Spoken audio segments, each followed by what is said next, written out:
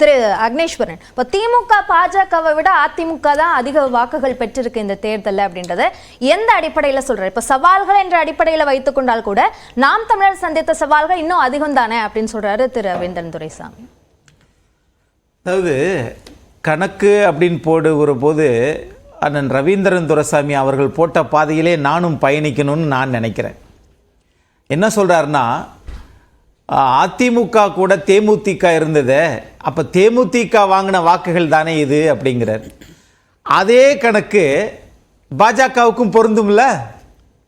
பாஜக ஒரு தவறான ஒரு போலி பிம்பத்தை இன்னைக்கு தமிழ்நாட்டில் மட்டுமில்லை இந்தியா முழுவதும் கட்டமைச்சிருக்கு. எப்படின்னா, தமிழ்நாட்டில் பாரதிய ஜனதா 18% வாக்குகளை வாங்கிருச்சு அப்படின்னு சொல்றாங்க.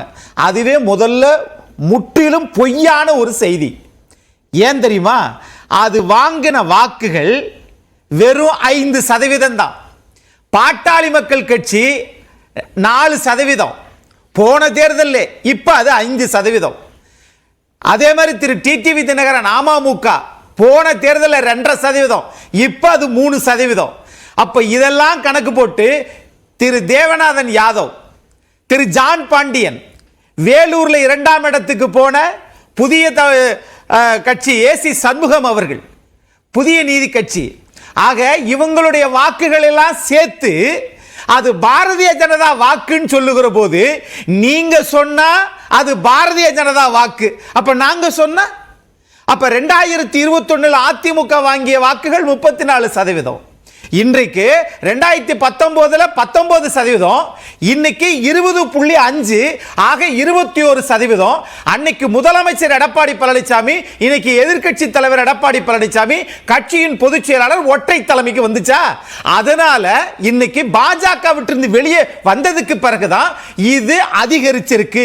இதைத்தான் தமிழ்நாட்டினுடைய எதிர்க்கட்சி தலைவர் திரு எடப்பாடி பழனிசாமி, இதுல என்ன தப்பு இருக்குது?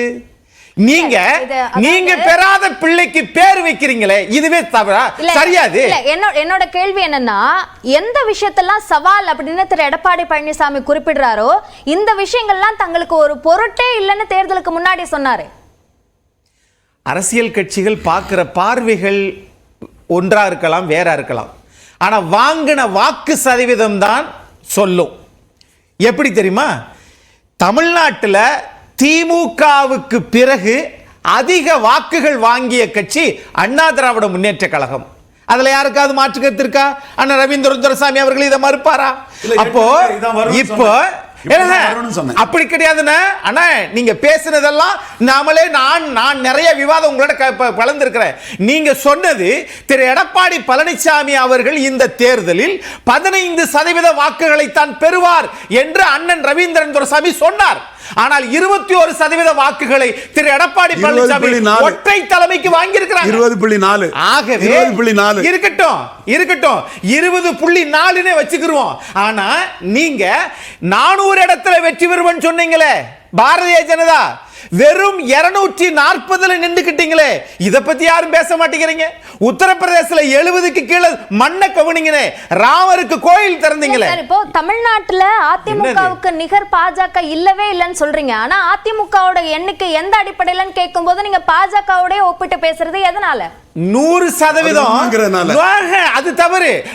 நான் தவறா பேசினா நான் ஒத்துக்கிறேன், நான் திருத்திக்கிறேன். ஆனா இல்லாத பொய்யை இன்னொருத்தவங்க கூட்டணியில சேர்ந்ததனுடைய பலனை இவங்க அனுபவிச்சுக்கிட்டு, சரி திமுக வாங்கிய வாக்குகள் 1,17,00,000, அண்ணா திமுக வாங்கிய வாக்குகள் 1,57,000. அப்போ நீங்க உங்க கணக்கு படியே இன்னைக்கு 1 கோடிக்கு மேல வாக்குகள் வாங்கியது தமிழ்நாட்டில் 2 கட்சி தான். அப்போ அந்த கட்சியினுடைய கணக்கு, நான் கூட்டணிகளை பத்தி பேசல, அண்ணா திமுகவினுடைய வாக்குகளை பத்தி பேசுறேன். இவங்களுடைய நோக்கம் பாரதிய ஜனதா இங்கு காலூன்ற வேண்டும், அதற்கு கூட்டணி கட்சிகளுடைய கணக்கு இன்னைக்கு செய்தித்தாள்ல சொல்லிருக்காங்க. நோக்கம் அதுவா இருக்குன்னு நினைக்கிறீங்க? யாரோட நோக்கம் பாஜக இங்க காலூன்றணும்னு நினைக்குதுன்னு சொல்றீங்க?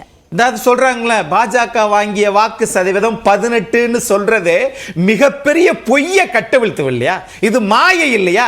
நீங்க 2021 வாங்கிய வாக்குகள் 2.5%.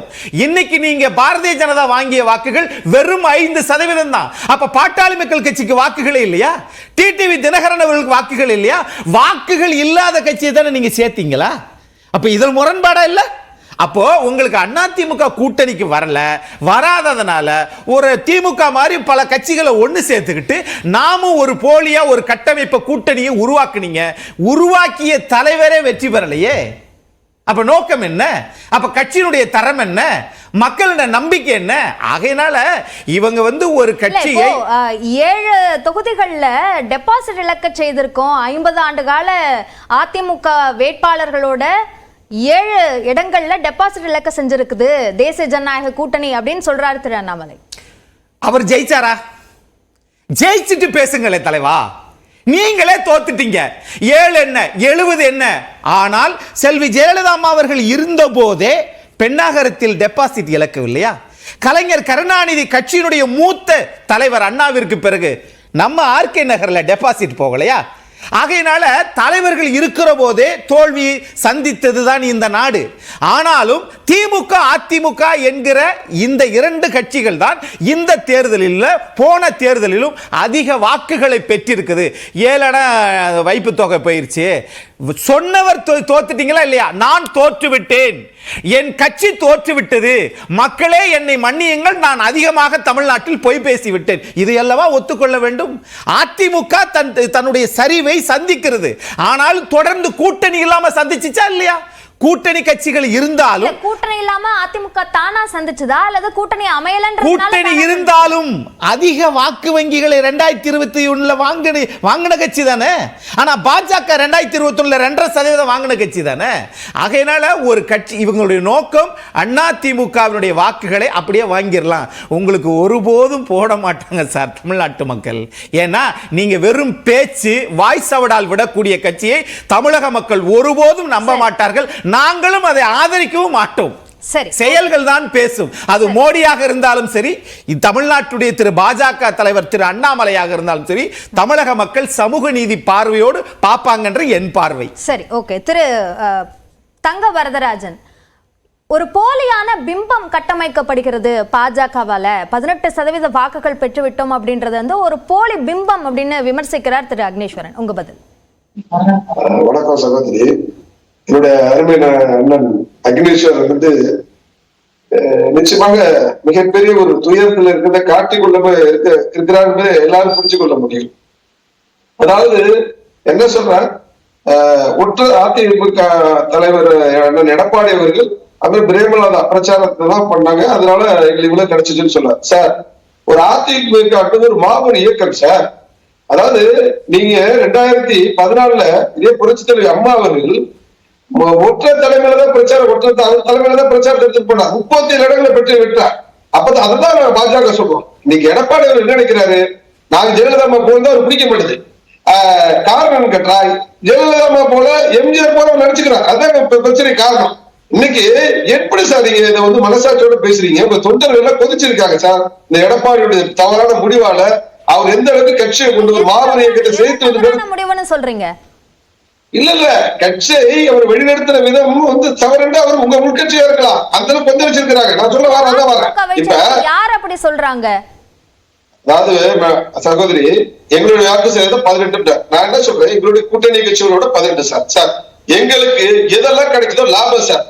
உங்களுக்கு நீங்க எத்தனை எம்பி வச்சிருந்தீங்க, உங்களுடைய 2 கோடி உறுப்பினர்கள் எங்க போனாங்க? அததான் கேக்குறோம். நாங்க என்ன சொல்றோம், லாபம் அப்படின்னு சொல்லி தேர்தலை சந்திக்கலையே பாஜக. 2 இலக்க எண்ணிக்கையில வெற்றி பெறுவோம்னு சொல்லிதானே தேர்தலை சந்திச்சீங்க மேடம். அதாவது எங்களுடைய இன்னைக்கு எல்லா நீ பாருங்க, இன்னைக்கு தமிழ்நாட்டுல 13 இடத்துல நாங்க 2வது இடம் வந்திருக்கிறோம். மிகப்பெரிய மாபெரும் இயக்கமான அதிமுக 7 இடத்துல டெபாசிட் இருக்கு. நான் என்ன சொல்றேன், நாங்க திமுக கடுமையா எதிர்க்கிறோம். ஆனா இவர்கள் மாறாக ரகசிய உரைத்து கொண்டு பாஜக எதிர்க்கிறாங்க. இதுதான் உங்களுக்கு மக்கள் இதை கொடுத்திருக்காங்க. நான் என்ன கேட்கிறேன், எங்கள் பெட்டரா பெர்ஃபார்ம் பண்ணிருக்கேன் மேடம். நாங்க வந்து இல்லையே சார், பல அவங்க இடங்கள்ல தேர்தல் பிரச்சாரங்கள்ல ஊடகங்களும் கூட கேள்வி எழுப்புனாங்க, ஏன் பாஜக விமர்சிக்கல அப்படின்னு. அப்ப திமுக தான் எங்களுக்கு பிரதான எதிரின்னு சொல்லி அவங்க சார்ந்த எதிர்கருத்துக்களை தானே முன் வச்சாங்க. ஆனா நீங்க சொல்றது முரணா இருக்கு அந்த கருத்து. பிரச்சாரத்துல சொல்லிவிட்டு நீ பூத் லெவல்ல நீங்க எங்க தலைவர் அன்னைக்கு கோயம்புத்தூர் நடக்கிறப்ப பாருங்க, கட்டி பிடிச்சிட்டு அந்த அமைச்சர்களோட அதிமுக திமுக உள்ள நிர்வாகிகள் எப்படி இருந்தாங்க களத்துல உள்ளவங்க சொல்லுவாங்க. மேடம் இப்ப சொன்னார் தலைவர் அண்ணாமலை அவருக்கு கோயம்புத்தூர்ல தோல்வியை சந்திச்சார் சார். நீங்க சார் 2014 சார் அம்மா இருக்கிற பஸ்ல வந்து 2000 நீங்க பாராளுமன்ற நீங்க ஏடிஎம் ஜெயிச்சு சார். இன்னைக்கு அந்த ஏடிஎம்க்கு எங்க தலைவர் 4 லட்சம் ஓட்டு வாங்கியிருக்காரு. நீங்க டெபாசிட்டே பாத்தீங்கன்னா 4000 ஓட்டு டெபாசிட்டே பண்றீங்க. இதெல்லாம் எங்க போய் சொல்றது? இதெல்லாம் மறந்துட்டு நீங்க பாஜக அண்ணாமலை மீது உள்ள இதை காட்டுறீங்களா? நீங்க நான் தான் கேட்கிறேன். அதனால எங்க பொங்கு பெல்ட் எங்கன்னு சொன்னீங்களோ அங்கேயே எங்களுடைய அண்ணாமலை தலைவர் அவர்களுடைய வருகையால உங்களுக்கு ஓட்டம் வந்துச்சு. தென் மாவட்டங்கள் காலியாயிட்டு 89 சட்டமன்ற உறுப்பினர் 89 சட்டமன்ற தொகுதியில பாஜக 2 வந்திருக்குது. நாங்க நல்ல பர்ஃபார்ம் பாக்குறோம். எங்களுடைய கூட்டணி கட்சிகளை ஒருங்கிணைந்த வேலை பார்த்திருக்கோம். நிச்சயமாக அடுத்த கட்ட முடித்து மிகப்பெரிய எங்களுக்கு அடித்தளம் கிடைச்சிருக்குது. நான் என்ன சொல்றேன்னாங்க, அடிக்கடி நாங்க பாஜக இருந்தா எங்களுக்கு வந்து இந்த அந்த அமைப்பு இந்த சமுதாயம் விட்டு போயிடும், நான் அந்த சமுதாயம் விட்டு போயிடும் அப்படின்னு பார்த்து இதெல்லாம் பண்ணுது. இன்னைக்கு பாத்தீங்கன்னா 5 ஆண்டுகளாக இந்த ஆட்சியை காவந்து பண்ணது பாஜக என்பது அதிமுக தொண்டர்கள் இன்னைக்கு கேட்பாங்க. இன்னைக்கு எடப்பாடி நம்பி தலைமையை நினைச்சு தொண்டர்கள் எல்லாம் மன நொந்திருக்கிறாங்க.